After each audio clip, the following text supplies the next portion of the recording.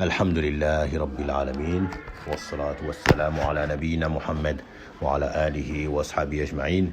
Donc on continue sur la lecture du livre Al-Mu'taqadu As-Sahih, écrit par l'éminent savant Abdussalam Ibn Barjas rahimahullah ta'ala.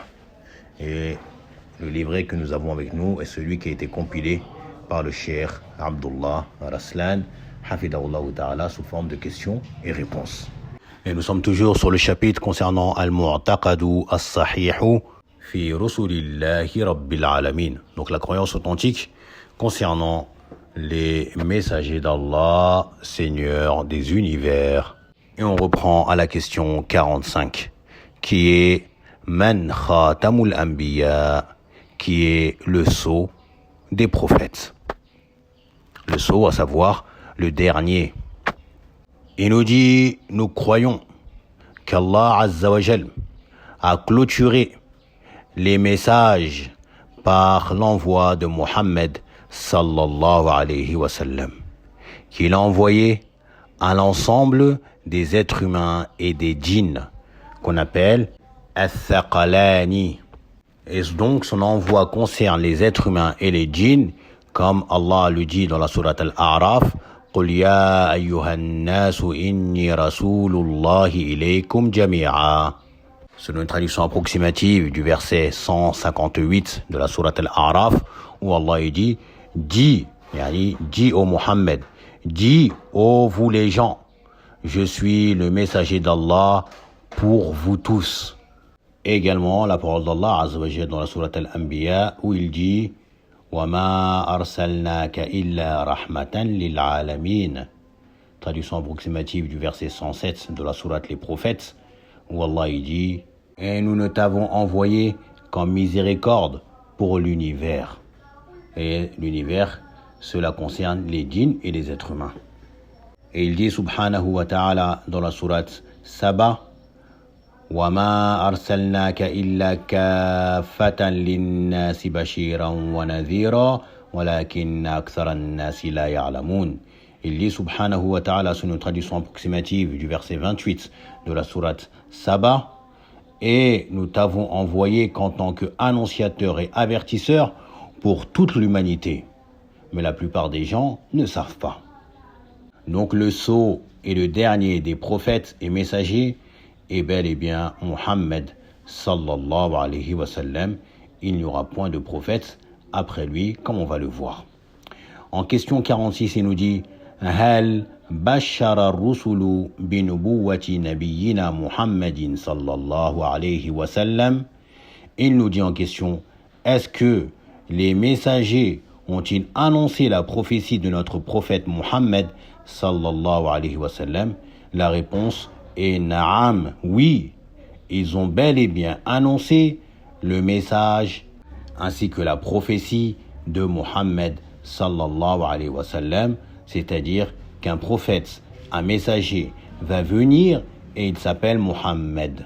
Et l'auteur nous a donné comme preuve le verset dans la sourate As-Saff, où Allah Azza wa Jalla dit وَإِذْ قَالَ عِيسَى بْنُ مَرْيَمَ يَا بَنِي إِسْرَائِيلَ إِنِّي رَسُولُ اللَّهِ إِلَيْكُمْ مُصَدِّقًا لِمَا بَيْنَ يَدَيَّ مِنَ التَّوْرَاةِ وَمُبَشِّرًا بِرَسُولٍ يَأْتِي مِنْ بَعْدِ اسْمُهُ أَحْمَدُ فَلَمَّا جَاءَهُمْ بِالْبَيِّنَاتِ قَالُوا هَذَا سِحْرٌ مُبِينٌ. Allah Azza wa Jalla nous dit sur une traduction approximative du verset 6 de la sourate As-Saff, et lorsque Isa ibn Maryam a dit ô les enfants d'Israël, je suis vraiment le messager d'Allah envoyé pour vous, confirmateur de ce qu'il y a dans la Torah et qui est antérieur à moi, et je suis annonciateur d'un messager qui va venir après moi, dont le nom sera Ahmed. Et cela fait référence au prophète Muhammad sallallahu alayhi wa sallam. Puis quand celui-ci est venu à eux avec des preuves évidentes, ils dirent c'est là une magie évidente. Donc le prophète et messager Isa ibn Maryam alayhi salam a bel et bien annoncé à Bani Israël l'avènement du prophète Mohammed sallallahu alayhi wa sallam qui va venir après lui. Également, l'auteur nous mentionne dans le Sahih de Muslim ce hadith rapporté par le noble compagnon Abu Hurayrata radiyallahu anhu qui dit que le messager d'Allah sallallahu alayhi wa sallam a dit: je jure par celui qui détient l'âme de Mohammed dans sa main, quiconque entend mon message parmi cette communauté, juif ou chrétien, puis il meurt sans croire à ce avec quoi je fus envoyé, eh bien, il sera parmi les gens de l'enfer.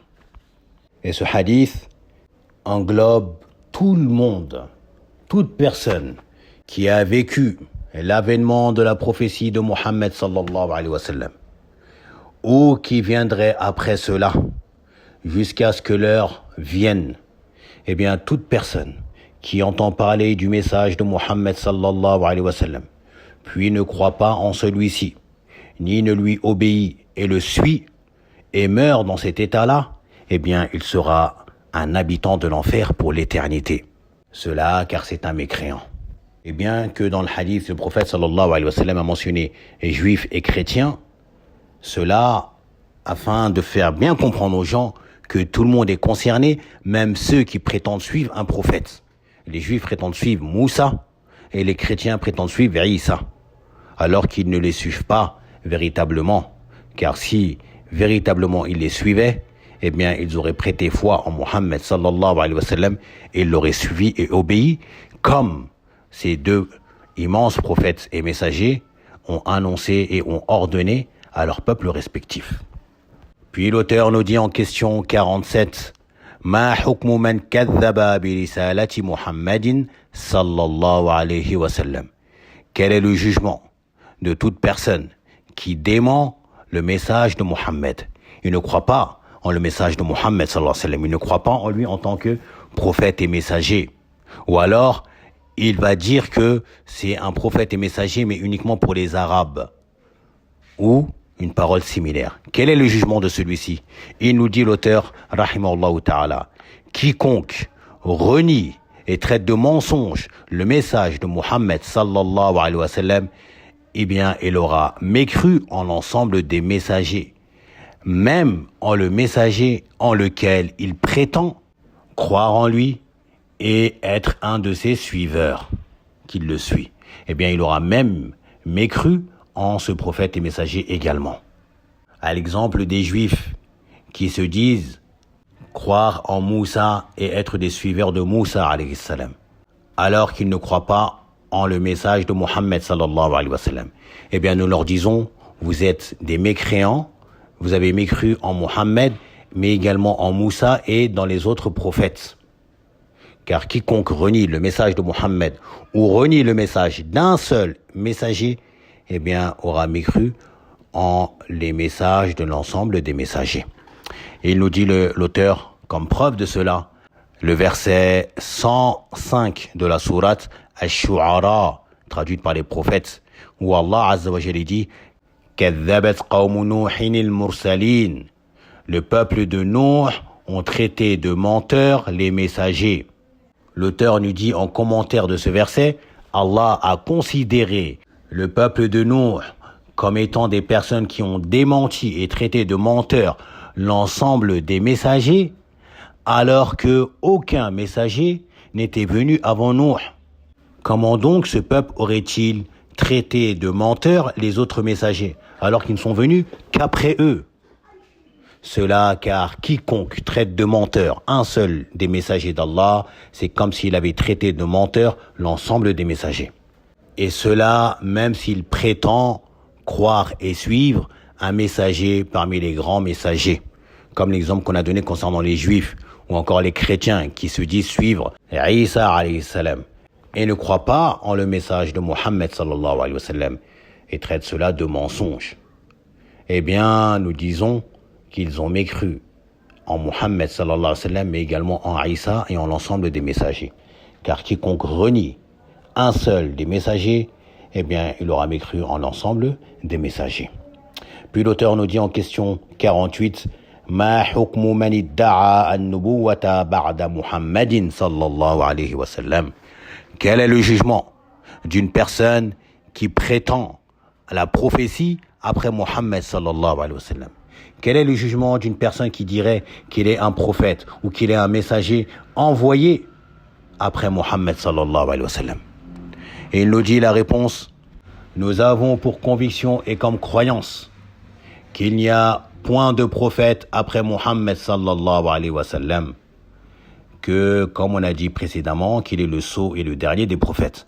Donc aucun prophète ne viendrait après lui. Et quiconque prétend être prophète après lui aura mécru de la grande mécréance. Pourquoi cela? Car il aura démenti la parole d'Allah Azza wa Jalla dans le Coran, où il dit subhanahu wa ta'ala: ما كان محمد أبا أحد من رجالكم ولكن رسول الله وخاتم النبيين وكان الله بكل شيء عليما. Allah Azza wa Jalla dit sur une traduction approximative du verset 40 de la sourate Al-Ahzab, traduite par les coalisés: Muhammad n'a jamais été le père de l'un de vos hommes, mais il est le messager d'Allah et le dernier des prophètes. Et Allah est omniscient. Donc celui qui dit qu'il est un prophète après Mohammed, donc il a traité de mensonge ce verset, la parole d'Allah Azza wa Jalla, qui dit qu'il est le dernier des prophètes. Et toi tu dis que tu es prophète encore après lui. Et l'auteur nous rapporte ce hadith qui se trouve dans le Sahih de Muslim, où le compagnon Abu Huraira radiyallahu anhu, il dit que le prophète sallallahu alayhi wa sallam a dit: j'ai été préféré au prophète de par 6 choses. On m'a accordé Jawami'i al-Kalim, le fait de prononcer des paroles courtes avec un sens vaste et profond. Et également, il m'a été accordé la victoire sur mes ennemis par l'effroi qui va abriter leur cœur. Également, le butin de guerre m'a été rendu licite, sachant qu'auparavant, il était point licite aux prophètes et messagers avant lui. Et la terre m'a été rendue comme lieu de prière et comme moyen de purification. C'est-à-dire que où que tu sois sur la terre, eh bien, il t'est permis de prier, sauf des endroits où il nous a été interdit de faire cela, comme dans les cimetières, ou dans les enclos de chameaux, ou dans les lieux où on fait nos besoins. Et également, elle est une purification. Si tu ne trouves pas d'eau, ou bien que l'eau est inutilisable, ou qu'il y a un danger pour toi à utiliser l'eau, eh bien, il t'est permis d'avoir recours à la terre en faisant ce qu'on appelle at-tayammum, les ablutions sèches. Et il termine en disant: et j'ai été envoyé pour toutes les créatures, et je suis le dernier des prophètes. Il dit: je suis le dernier des prophètes. Donc toi qui dis que tu es un prophète après lui, tu auras démenti le prophète sallallahu alayhi wa sallam dans ces propos que nous venons de lire. Et dans le célèbre hadith rapporté par Tirmidhi rahimahullah ta'ala, hadith que l'imam al-Albani rahimahullah ta'ala a rendu authentique, où le noble compagnon Thawban radiyallahu anhu rapporte que le prophète sallallahu alayhi wa sallam a dit: certes, il y aura dans cette communauté 30 imposteurs, 30 menteurs. Chacun d'entre eux prétendra être un prophète. Et je suis le dernier des prophètes. Il n'y a pas de prophète après moi. Donc toute personne qui viendrait affirmer, prétendre qu'il est prophète après Mohammed sallallahu alayhi wa sallam est un menteur, imposteur et mécréant de la grande mécréance. De même que toute personne qui croit en la prophétie de cet imposteur, qui croit et rend véridique les propos et la prétention de cette personne, eh bien, il devient également mécréant. Pourquoi? Car il aura démenti la parole d'Allah et également la parole du messager d'Allah sallallahu alayhi wa sallam.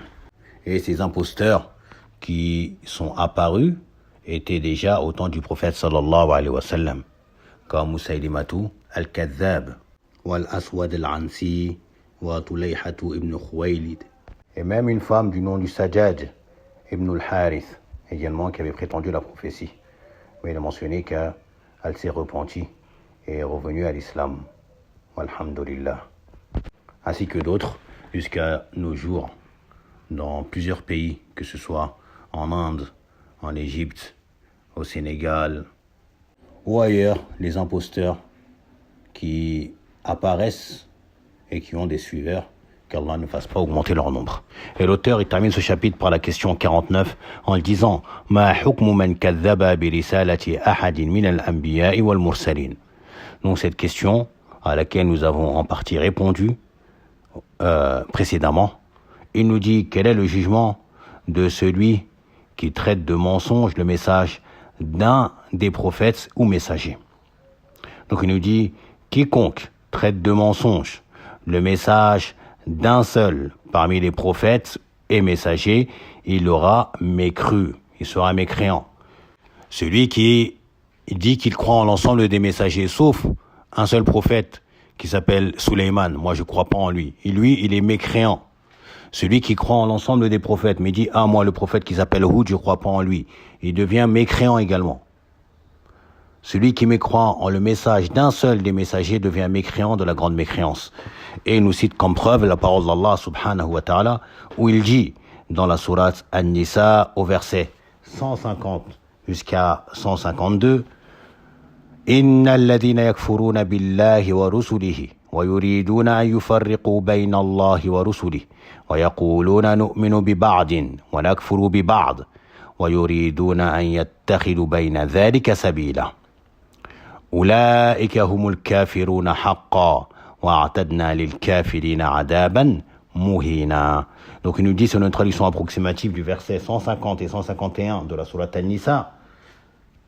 Ceux qui ne croient pas en Allah et en ses messagers et qui veulent faire une distinction entre Allah et ses messagers et qui disent nous croyons en certains d'entre eux mais nous ne croyons pas en d'autres et qui veulent prendre un chemin intermédiaire entre la foi et la mécréance, Allah dit, les voilà les véritables mécréants. Et nous avons préparé pour les mécréants un châtiment avilissant, qu'Allah nous en préserve. Puis Allah fait les éloges des croyants dans le verset 152 où il dit « Walladhina amanu billahi wa rusulihi wa lam yufarriqu bayna ahadin minhum ulaika sawfa yu'tihim ujurahum wa kana Allahu ghafuran rahima » Il dit subhanahu wa ta'ala sous une traduction approximative, quant à ceux qui croient en Allah et en ses messagers et qui ne font aucune différence entre les messagers, voilà ceux à qui Allah donnera pleinement leur récompense et Allah est pardonneur et miséricordieux.